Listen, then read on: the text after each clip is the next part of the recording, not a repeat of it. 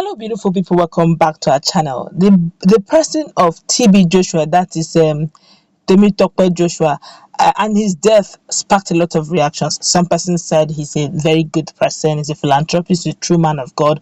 Other persons are saying, no way is he a true man of God. He has been diabolical, things about him has been shady and all. But the death, his afterlife, his death has been resonating for a while now. And it has caused a lot of reaction. Don't forget, some hours ago, there was lying in state and all that. A lot of reactions was drawn.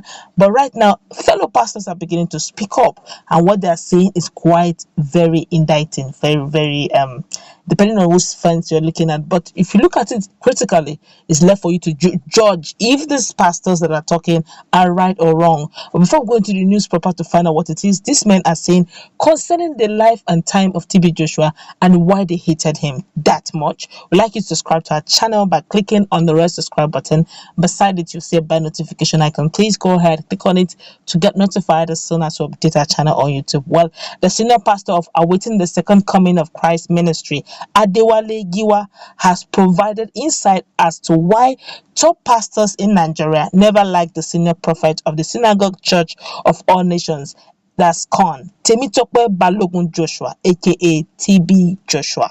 TB Joshua died on June 5, 2021, and was laid to rest at his church on Friday.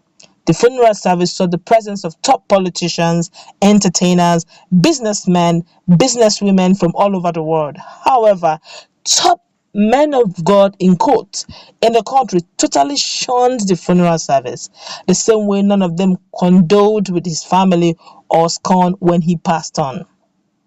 But in a statement on Saturday, Pastor Giwa suggested that these pastors may have hated Joshua because he refused to join their league. Hold on, you'll find out why he said what he said. He said when he was alive, Prophet TB Joshua was surrounded by friends than enemies. Even in death, the prophet still had more friends than enemies. Those celebrating him after death are more than those who are criticizing him. He had come, he had seen, he had conquered. He had money to buy more than 10 private jets, but he never bought one. Prophet Joshua could afford to build private hospitals, private universities across Nigeria and the world, but he didn't have any university, any private university. They hated him because he refused to join their caucuses or leagues.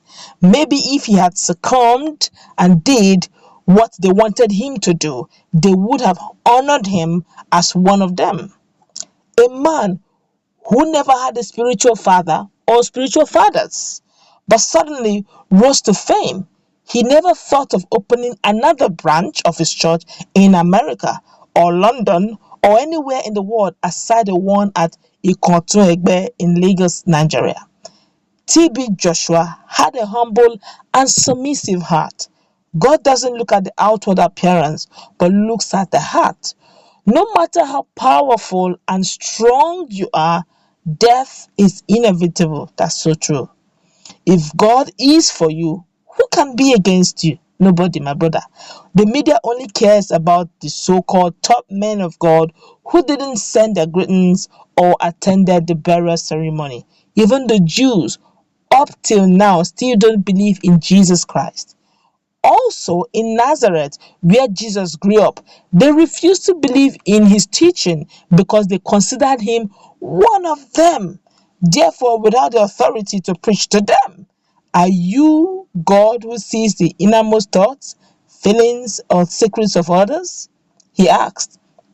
First, take the plank out of your own eyes, and then you will see clearly to remove the speck from your brother's eyes. Whatever you have here on earth won't go with you after death. We came with nothing and we will go with nothing. Those are powerful words. This man of God have decided to look at it, from a broader perspective, judging the fact that TB Joshua has come and gone, and a lot of persons are expecting, okay, no matter the grievances or matter the differences, This is eternity we're looking at here. It's not as if there's more to it. This is eternity. These are supposed to be brothers in faith. All right. Does it take condolences? But then I'm not judging anyone. We all have our reasons why we do what we do, and I guess they had their reasons. Just like the man of God said he also had his friends. Those they have their reasons why they didn't want him in. But this man of God is looking at it from another perspective. Some I've heard series and series of videos. I've seen series of videos where men of God outrightly called him out, said he's this, is that, and I've heard series of videos of some confessional statements, and what the late TB Joshua did when he was alive, some very absurd things he did. But it's not for us to judge, and we cannot also testify how true those confessional statements are, because there was no debunking and there was no acceptance.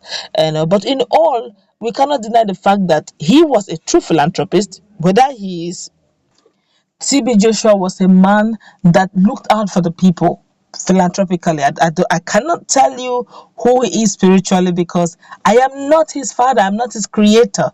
God, even the Bible, the Holy Book says the Lord knows those who are truly his.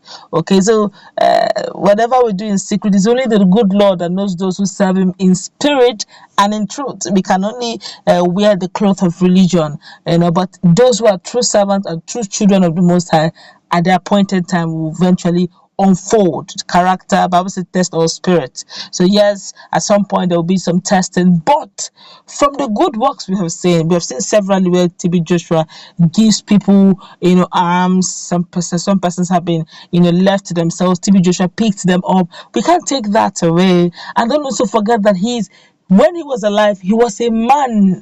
Okay, so that human tendencies are there. He wasn't perfect, just like every one of us. We're not perfect. I keep seeing series and series of condemnatory statements about TB Joshua, but he's a man, and no one person is totally bad, no matter how you look at it. Okay, he has his idiosyncrasies, just like we all have our idiosyncrasies. But he has come, he has gone. Personal opinion now, I would have thought that representative here and there, last condolences here and there, is up to we all at some point in our life.